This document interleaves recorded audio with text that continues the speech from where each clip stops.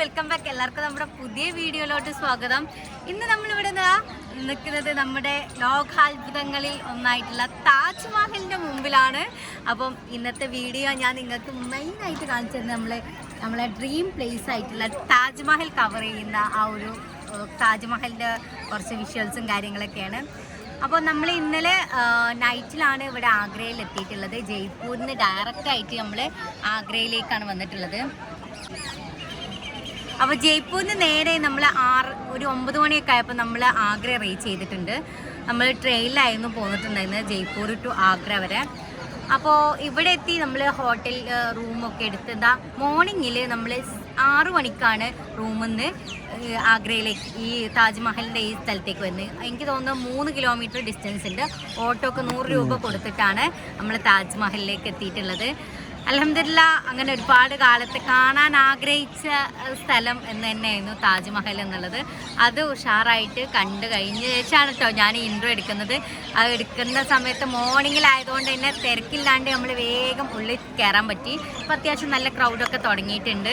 നല്ല വീഡിയോസും ഫോട്ടോസും വിഷ്വൽസും ഒക്കെ കവർ ചെയ്യാൻ പറ്റിയിട്ടുണ്ട്. എന്തായാലും അതിൻ്റെ വിഷ്വൽസും കാര്യങ്ങളൊക്കെ കണ്ടിട്ട് അഭിപ്രായങ്ങളും കാര്യങ്ങളൊക്കെ അറിയിക്കുക. അപ്പം ഓക്കെ, ഇൻഷാല്ലാ ഇനി ആഗ്രയിലെ മറ്റ് പ്ലേസുകളൊക്കെ ഉണ്ട് ഇവിടെ അടുത്തായിട്ട് തന്നെ. ആ ഒരു ഫോർട്ടും കാര്യങ്ങളൊക്കെ ഒന്ന് വിസിറ്റ് ചെയ്യണം. തലേ ദിവസത്തെ യാത്രാക്ഷീണമൊന്നും വകവെക്കാണ്ട് ഞങ്ങളിതാ ഒരു രാവിലെ 5:30 മണിയൊക്കെ ആയപ്പോൾ നമുക്കൊരു ഓട്ടോ കിട്ടിയിട്ടുണ്ടായിരുന്നു. നമ്മൾ നേരെ ഓട്ടോയിൽ കയറി താജ്മഹലിൻ്റെ ആ ഒരു എൻട്രിയിൽ എത്തിയിട്ടുണ്ടായിരുന്നു കേട്ടോ. അവിടെ നമുക്ക് ഒരുപാട് ആൾക്കാർ ഷോക്സ് ഒക്കെ സെയിൽ ചെയ്യുന്നവരുണ്ടാവും. ആക്ച്വലി നമ്മൾ ഇവിടുന്ന് എൻട്രി എടുത്തില്ല, കാരണം ഇവിടുന്ന് ജസ്റ്റ് ഒന്ന് സംഭവങ്ങളൊക്കെ ഷൂട്ട് ചെയ്ത് പോയി. നേരെ ഇതിൻ്റെ ഉള്ളിലേക്ക് എൻട്രി ചെയ്യുന്ന സമയത്ത് നമുക്ക് ഇതുപോലൊരു വണ്ടികളൊക്കെ കാണാം കേട്ടോ. നമുക്ക് നടക്കാണ്ട് അവിടെ എത്തിപ്പെടാൻ പറ്റും. അപ്പോൾ മോർണിംഗിലാകുമ്പോൾ അത്യാവശ്യം നല്ല ക്യൂവും കാര്യങ്ങളൊക്കെ ഉണ്ടാവും. അപ്പം അതൊക്കെ ഒഴിവാക്കാൻ നേരത്തിയിട്ട് വേഗം വണ്ടിയിൽ പോയിക്കാണ് കേട്ടോ. അപ്പം ഒരാൾക്ക് 60 രൂപ അങ്ങനെ എന്തോ ആണ്. അപ്പം നമ്മളിരുന്ന് ഏകദേശം വണ്ടി പെട്ടെന്ന് തന്നെ ഫില്ലാവും കേട്ടോ. ജസ്റ്റ് കുറച്ച് ദൂരം നടക്കാൻ മാത്രമേ ഉള്ളൂ. നടക്കുന്ന ഒരുപാട് കുട്ടികളുണ്ട്. പിന്നെ പ്രത്യേകിച്ച് നല്ല തണുപ്പും കാര്യങ്ങളൊക്കെ ആയതുകൊണ്ട് തന്നെ നമ്മൾ ഏർലി മോർണിംഗ് അല്ലേ, അത്യാവശ്യം നല്ല കുഴപ്പമില്ലാണ്ട് തണുപ്പും കാര്യങ്ങളൊക്കെ ഉണ്ടായിരുന്നു കേട്ടോ. നമ്മൾ ആക്ച്വലി പോയിരുന്നത് ഒരു വർക്കിംഗ് ഡേയ്സിലാണ് കേട്ടോ. ഓഫ് ഡേയ്സിലൊക്കെ പോയാൽ ഭയങ്കര തിരക്കായിരിക്കും, കാരണം അത്രയും റഷാണെന്നൊക്കെ എല്ലാവരും പറയുന്നത്. അപ്പം മാക്സിമം വർക്കിംഗ് ഡേയ്സിൽ പോകാൻ ശ്രമിക്കുക. അപ്പം നമ്മൾ ഇറങ്ങിയ സമയത്ത് തന്നെ നമുക്കൊരു ഗൈഡിനെ കിട്ടിയിട്ട് നമ്മളൊരു ഗൈഡിനെ എടുത്തിട്ടുണ്ടായിരുന്നു. നമുക്ക് ആക്ച്വലി ഫോട്ടോ എടുക്കുക, കുറച്ചൊക്കെ ചരിത്രങ്ങളൊക്കെ പറഞ്ഞു തരുമ്പോൾ നമുക്ക് കേൾക്കുക എന്നുള്ള രീതിയിലാണ്. അവിടുത്തെ ഗേറ്റ് എൻട്രി ആണ് കേട്ടോ. അപ്പം ആക്ച്വലി ഇവിടെ ഭയങ്കര തിരക്കാട്ടോ. നമ്മൾ എത്തിയ സമയത്ത് തന്നെ അത്യാവശ്യം നല്ല തിരക്കായിട്ടുണ്ട്. ഇത് തിരക്ക് കുറവാണെന്ന് അവർ പറയുന്നത്. അപ്പം എന്തായാലും ഇതിലേക്ക് താജ്മഹലിൻ്റെ ആ ഒരു ഗേറ്റിലേക്ക് എൻട്രി ചെയ്തുകൊണ്ടിരിക്കുകയാണ്. അപ്പം ഇവിടെ ഈ കാണുന്ന ഈ കോട്ടകളൊക്കെ ഇല്ലേ, അപ്പം അതൊക്കെ എന്തൊക്കെയൊക്കെ ചരിത്രങ്ങളൊക്കെ ഉണ്ട് കേട്ടോ. ആ സമയത്ത് നമുക്ക് ഗൈഡ് ക്ലിയർ ആയിട്ട് പറഞ്ഞു തന്നിട്ടുണ്ടായിരുന്നു. അപ്പം ഏകദേശം 200 വാതിലുകൾ 20 റൂമുകളോ അങ്ങനെ എന്തോ സംതിങ് ആണ് ഈ ഒരു സെക്ഷനിലുള്ളത്. അവിടെയൊക്കെയാണ് സ്റ്റേയും കാര്യങ്ങളൊക്കെ ചെയ്തിട്ടുണ്ടായിരുന്നത്. അങ്ങനെ ഓരോ ഏരിയാസിനും പ്രത്യേകം ഹിസ്റ്ററീസും കാര്യങ്ങളൊക്കെ അവിടെ പറഞ്ഞു തന്നിട്ടുണ്ടായിരുന്നു. ഇനി നമുക്ക് അതിൻ്റെ ഹിസ്റ്ററിയിലേക്കൊന്ന് പോയി നോക്കാം അല്ലേ. അപ്പോൾ നമ്മുടെ താജ്മഹൽ എന്നുള്ളത് ഉത്തർപ്രദേശിലെ യമുന നദിയുടെ തീരത്താണ്. ലോകമഹാത്ഭുതങ്ങളിൽ ഒന്നായിട്ടുള്ള താജ്മഹൽ നമ്മുടെ ഷാജഹാൻ ചക്രവർത്തി അദ്ദേഹത്തിൻ്റെ പ്രിയഭക്തിയായിട്ടുള്ള മുംതാസിൻ്റെ ഓർമ്മകൾ അതിന് വേണ്ടിയിട്ട് ക്രിയേറ്റ് ചെയ്തിട്ടുള്ളതാണ്. ഈ മുംതാസ് 14ാമത്തെ പ്രസവത്തിൽ ആണ് മരിച്ചതെന്ന് പറയുന്നു.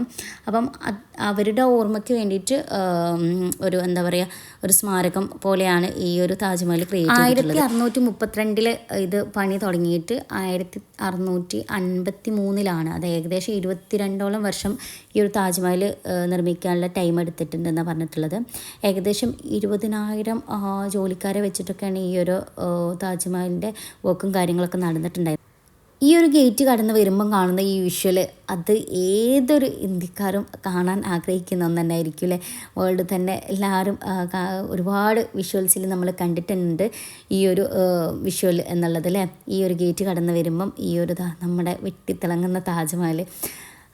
ആക്ച്വലി ഇത് ഭയങ്കര ഇവിടെ അത്യാവശ്യം തിരക്ക് കുറവാണെന്നാട്ടോ പറയുന്നത്, കാരണം ഏർലി മോർണിംഗ് ആയതുകൊണ്ട് വർക്കിംഗ് ഡേയ്സും കൂടെ അല്ലേ. അപ്പം ഇവിടെ നമ്മൾ കുറച്ച് ഫോട്ടോസും ഇതൊക്കെ എടുത്തിട്ടുണ്ട്. റീലൊക്കെ ക്രിയേറ്റ് ചെയ്യുക, അതിനൊക്കെ പണിഷ്മെൻറ്റും കാര്യങ്ങളും ഫൈനും കാര്യങ്ങളൊക്കെ അവിടെ ഉണ്ട്. ഒരുപാട് ബോർഡും കാര്യങ്ങളൊക്കെ എഴുതി വെച്ചിട്ടുണ്ടായിരുന്നു കേട്ടോ. നല്ലൊരു അടിപൊളി ക്ലൈമറ്റിലൂടെ നല്ല ഒരു തണുത്ത ഒരു മോർണിംഗിൽ ഈ ഒരു കാഴ്ചകളിലൂടെയാണ് നമ്മളിപ്പം താജ്മഹൽ വിസിറ്റ് ചെയ്തിട്ടുണ്ടായിരുന്നത്. അതുകൊണ്ട് തന്നെ ഭയങ്കര ഒരു പ്രത്യേക ഫീൽ തന്നെയായിരുന്നു നമുക്ക് അവിടെ നിന്ന് ഉണ്ടായിരുന്നത്. ഇനിയിപ്പം ഉള്ളിലേക്ക് കയറിയാൽ നമുക്ക് ഓരോ കവാടങ്ങൾക്കും ഓരോ ചരിത്രം കാര്യങ്ങളൊക്കെ പറയാണ്ട് ഇതിലുള്ള ഈ മീനാരങ്ങളില്ലേ അത് ആക്ച്വലി താജ്മഹലിനെ പ്രൊട്ടക്റ്റ് ചെയ്യാനുള്ള ഒരു രീതിയിലാണ് കേട്ടോ ഇത് നിർമ്മിച്ചിട്ടുള്ളത്. അപ്പം ഇവിടെ ഈ ഒരു സൈഡിലാണ് നമ്മുടെ യമുന നദി ഉള്ളത്. ആക്ച്വലി ഇവിടെ എന്താ പറയുക നല്ല കോടയും കാര്യങ്ങളൊക്കെ ആയതുകൊണ്ട് കാണാത്തതാണ്. അപ്പം അതുപോലെ തന്നെ പൊല്യൂഷൻ്റെ ഈ ഒരു പ്രശ്നം മെയിനായിട്ട് അനുഭവിക്കുന്നുണ്ടല്ലോ ഇവർ. ഭയങ്കര രസമുള്ള ഒരു ഏരിയ തന്നെയാണ് അല്ലേ ഈ ഒരു വിഷ്വൽസ് നിന്ന് കണ്ടാൽ നമുക്ക് മനസ്സിലാവും. ഏകദേശം ഇന്ത്യയിൽ നിന്നും അതുപോലെ പേർഷ്യയിൽ, തുർക്കിയിൽ നിന്ന്, ഈജിപ്തിൽ നിന്ന് ഇങ്ങനെയൊക്കെ കുറേ രാജ്യങ്ങളിൽ നിന്നുള്ള കരകൗശലത്തിൻ്റെ ഇവരൊക്കെ വന്നിട്ടാണ് ഇതിൻ്റെ ഓരോ ടെക്സ്ചറും നിർമ്മിച്ചിട്ടുള്ളതെന്നാണ് പറയുന്നത് കേട്ടോ. ഈ ഒരു താജ്മഹലിൻ്റെ നിർമ്മാണത്തിൽ എന്താ വെച്ചാൽ രാജസ്ഥാനിലെ ഏതോ ഒരു സ്ഥലത്തു നിന്നുള്ള ഒരു പ്രത്യേക മാർബിളൊക്കെ ഉപയോഗിച്ച് കൊണ്ടുവന്നിട്ടാണ് ഇത് നിർമ്മിച്ചിട്ടുള്ളത്. അതുപോലെ തന്നെ ഡിഫറെൻ്റ് ഏതൊക്കെ ഇമ്പോർട്ടൻ്റായി ചെയ്തിട്ടുള്ള ഒരുപാട് സ്ഥലത്തു നിന്ന് ഉള്ള ഒരു എന്താ പറയുക പ്രഷ്യസ് ആയിട്ടുള്ള കുറേ സ്റ്റോൺസും ഒക്കെ ഇതിൻ്റെ ഈ ഒരു പ്രവർത്തനങ്ങൾക്ക് യൂസ് ആക്കിയിട്ടുണ്ട്. ഈ താജ്മഹലിൻ്റെ ഒരു പ്രത്യേകത എന്താണെന്ന് വെച്ചാൽ ഇത് ഏർലി മോർണിംഗിലാണെങ്കിൽ ഇളം പിങ്ക് നിറത്തിലും ഉച്ചയ്ക്കാണെങ്കിൽ ഭയങ്കര പ്യുവർ വൈറ്റിലും ഈവനിങ് ആകുമ്പം ഒരു ഗോൾഡിഷ് ആ ഒരു സ്വർണ്ണ കളറിലും ഒക്കെ ആയിട്ടാണ് കാണാം. പിന്നെ പൗർണമി രാവുകളിൽ ഒരു പ്രത്യേക കളറൊക്കെ ആയിരിക്കും എന്നാണ് പറഞ്ഞത്. അങ്ങനെ നമ്മൾ ഏകദേശം ഫുള്ള് കവർ ചെയ്തു. അതിൻ്റെ ഇടയിൽ ഒരു രസകരമായ സംഭവം എന്താണെന്ന് വെച്ചാൽ നമ്മൾ റീലെടുക്കുന്നതിൻ്റെ ഇടയിൽ റീലെടുക്കരുതെന്ന് ഒരുപാട് തവണ അവിടെ പറയുന്നുണ്ട്. ബോർഡൊക്കെ കാര്യങ്ങളൊക്കെ എഴുതി വെച്ചിട്ടുണ്ട്. പക്ഷേ നമ്മൾ റീലെടുത്ത സമയത്ത് പിന്നെ ജസ്റ്റ് ഒന്ന് പോലീസ് ബുക്ക് ചെയ്തോ. പക്ഷേ എന്തായാലും കുറച്ചിങ്ങനെ പറയില്ല എന്നൊക്കെ പറഞ്ഞപ്പം നമുക്ക് ഫോണും കാര്യങ്ങളൊക്കെ തിരിച്ചു തന്നു. അപ്പം ഇതിൻ്റെ മറ്റൊരു ഗേറ്റിലൂടെ ഉണ്ടോ നമ്മൾ എക്സിറ്റ് ചെയ്തിട്ട് പോകുന്നത്. അപ്പം അവിടെയൊക്കെ വഴിയോര കച്ചവടക്കാരും കാര്യങ്ങളൊക്കെ. പിന്നെ നമ്മൾ ഈവനിങ്ങിലാണ് കേട്ടോ ആഗ്ര ഫോർട്ട് കാണാൻ പോകുന്നത്. ഏകദേശം ഒരു 3:30-4 മണി ആ സമയത്ത് നമ്മൾ ഇറങ്ങിയിട്ടുണ്ടായിരുന്നു റൂമിൽ നിന്ന്. അപ്പം ആഗ്ര ഫോർട്ടിന് പറയുകയാണെങ്കിൽ ഇത് ഒരു ചുവന്ന കോട്ട എന്നൊക്കെ അറിയപ്പെടും കേട്ടോ. അപ്പം ഇത് നിർമ്മിച്ചിട്ടുള്ളത് നമ്മുടെ അക്ബർ ചക്രവർത്തിയാണ്. 1500 സംതിങ്ങിലാണ്. ഏകദേശം 8 വർഷത്തോളം എടുത്തിട്ടാണ് ഇതിൻ്റെ പണികളും കാര്യങ്ങളൊക്കെ പൂർത്തീകരിച്ചിട്ടുണ്ടായിരുന്നത്. പിന്നെ ഈ ഒരു കോട്ടൻ്റെ കണ്ടോ പ്രത്യേകം ചില്ല് കൊണ്ടുള്ള കുറച്ച് കൊത്തുപണികളും കാര്യങ്ങളൊക്കെ കാണാൻ പറ്റും. ഭയങ്കര ഇതിൽ കാണുന്നതിനെക്കാട്ടും അടിപൊളി വിഷ്വൽസും കാര്യങ്ങളൊക്കെ ആണ് കേട്ടോ അവിടെ ഉള്ളത്. ഓരോ ചുമരുകൾക്കും ഓരോ കോട്ടകൾക്കും ഓരോ ഹിസ്റ്ററീസാണ് ഇവിടെ പറയാനുള്ളത് കേട്ടോ. അപ്പം നമ്മൾ ആ സമയത്തൊക്കെ നമ്മൾ കുറേയൊക്കെ സെർച്ചും കാര്യങ്ങളൊക്കെ ചെയ്തിട്ടുണ്ടായിരുന്നു. ഏകദേശം വ്ളോഗ് എഡിറ്റ് ചെയ്യുന്ന സമയത്ത് അതിൻ്റെ കാര്യങ്ങളൊക്കെ മറന്നിട്ടുണ്ടായിരുന്നു കേട്ടോ. പിന്നെ ഇവിടെ പറയാനുള്ളത് പിന്നെ നമ്മുടെ ഷാജഹാൻ ചക്രവർത്തിയാണ് പിന്നെ ഇവിടെ കുറേ മാർബിൾ കൊണ്ട് കുറേ കോട്ടകളും കാര്യങ്ങളൊക്കെ നിർമ്മിച്ചിട്ടുണ്ടായിരുന്നു. അത് പിന്നീട് അക്ബർ ചക്രവർത്തിൻ്റെ കാലം കഴിഞ്ഞ ശേഷം പിന്നീടാണ് ഇതിൻ്റെ വർക്കും കാര്യങ്ങളൊക്കെ. അപ്പം ഇതിൻ്റെ ചുമരുകളും കാര്യങ്ങളൊക്കെ ശ്രദ്ധിച്ചറിയാം റെഡ് സ്റ്റോൺസ് യൂസ് ചെയ്തിട്ടാണ് മെയിനായിട്ട് ഇത് ക്രിയേറ്റ് ചെയ്തിട്ടുള്ളത് നിർമ്മിച്ചിട്ടുണ്ടായിരുന്നത്. അപ്പം ഇത് നമ്മുടെ മുഗൾ സാമ്രാജ്യത്തെ ആ കാലഘട്ടത്തിലുള്ളവരൊക്കെ കാര്യമായിട്ട് ഭരണ തീരുമാനങ്ങളും കാര്യങ്ങളൊക്കെ എടുത്തിട്ടുള്ളൊരു പ്ലേസും കൂടെ ആയിരുന്നു കേട്ടോ. അപ്പം നമ്മുടെ അക്ബറും അതുപോലെ തന്നെ നമ്മുടെ ഷാജഹാൻ ചക്രവർത്തി, ജഹാംഗീർ ഇവരൊക്കെ അന്ന് കാര്യങ്ങളൊക്കെ ഡിസൈഡ് ചെയ്തിട്ട് അവരൊക്കെ ഭരണകാര്യങ്ങളൊക്കെ തീരുമാനിക്കുന്ന ഒരു പ്ലേസും കൂടെ ആയിരുന്നു ഇവരെ.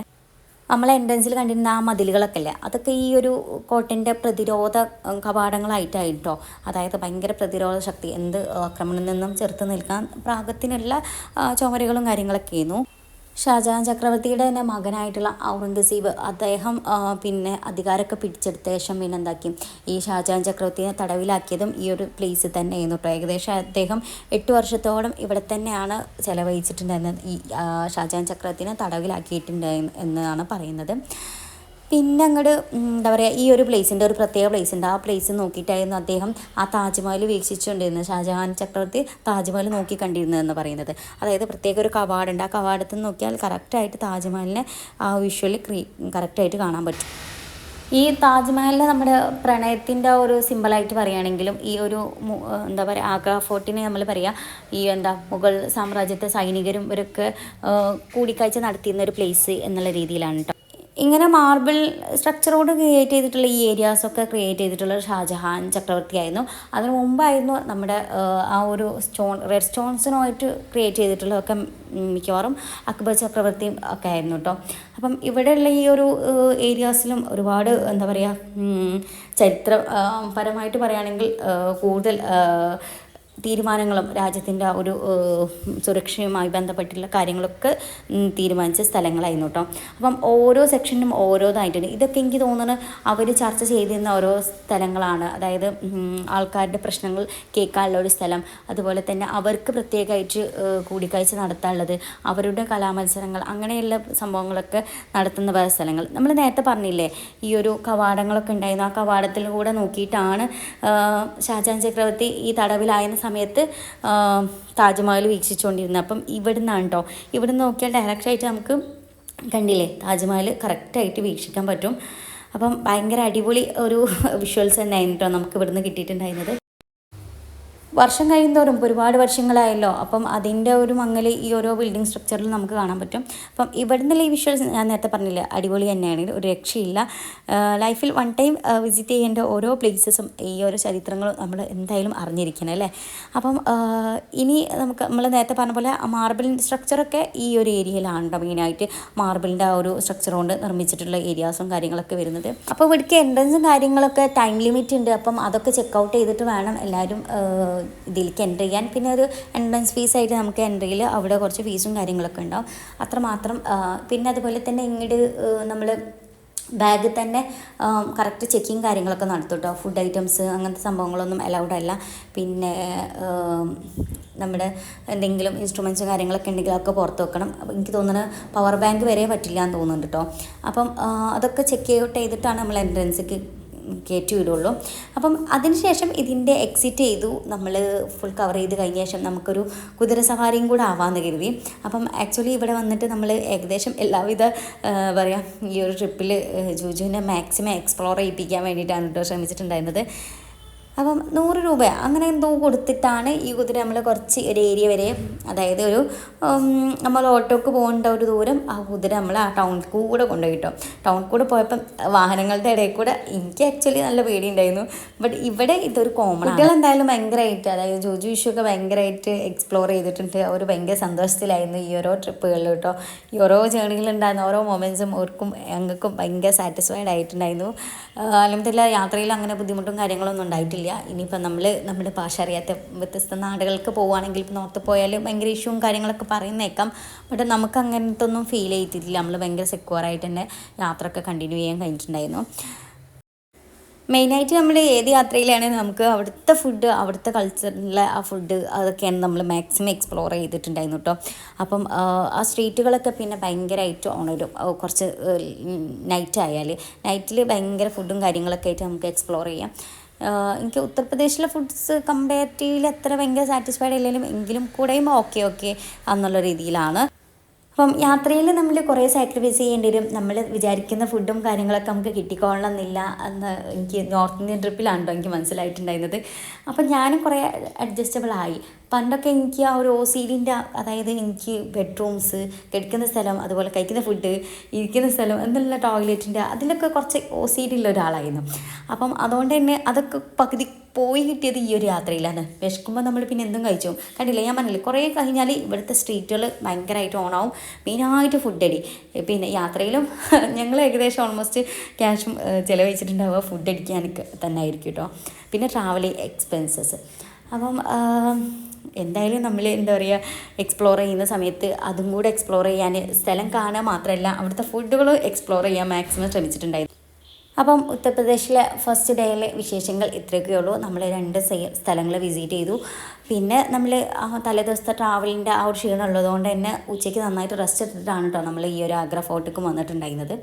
അപ്പം ഫുഡും കാര്യങ്ങളൊക്കെ കഴിച്ച് കഴിഞ്ഞ ശേഷം നമ്മൾ നേരെ എന്താ പറയുക റൂമിലേക്ക് പോവാണ് കേട്ടോ. ഇവിടെയൊക്കെ ഓരോ ധാബകൾ അങ്ങനെ കുറച്ച് സംഭവങ്ങളൊക്കെ ഉണ്ട്. ഇത് ഹോട്ടലിൻ്റെ ആൾക്കാരെ ഫോട്ടോയും കാര്യങ്ങളൊക്കെ വെച്ചിട്ടില്ല കേട്ടോ. അവിടുന്ന് ഫുഡും കാര്യങ്ങളൊക്കെ കഴിച്ചിട്ടാണ് നമ്മൾ നേരെ റൂമിൽ പോയി. ഇനി അങ്ങോട്ട് കിടന്നുറങ്ങുക, എന്നിട്ട് റെസ്റ്റ് എടുക്കുക, നാളെ വീണ്ടും എക്സ്പ്ലോർ ചെയ്യുക എന്നുള്ള രീതിയിലാണ് കേട്ടോ. അപ്പം ജൂജുവിനൊക്കെ കണ്ടില്ലേ, ജൂജുവിനൊക്കെ ട്രാവൽ ചെയ്യുന്ന സമയത്ത് എല്ലാവരും ചോദിച്ചിരുന്നു കുട്ടിയൊക്കെ ക്ഷീണവും കാര്യങ്ങളൊക്കെ ഉണ്ടോ. ഇവനെ കണ്ടാൽ അൽഹംദുലില്ലാ എല്ലാവരും മക്കളൊക്കെ ഭയങ്കര എനർജറ്റിക്കും കാര്യങ്ങളൊക്കെ ആയിരുന്നു. ട്രിപ്പിലായാലും അങ്ങനെ ബുദ്ധിമുട്ടും കാര്യങ്ങളൊന്നും ഉണ്ടായിട്ടില്ലായിരുന്നു. അപ്പം അടുത്ത വ്ളോഗിലെ അടുത്ത വിശേഷങ്ങളായിട്ട് കാണാം, അടുത്ത സ്ഥലങ്ങൾ കവർ ചെയ്യാം. Okay, by.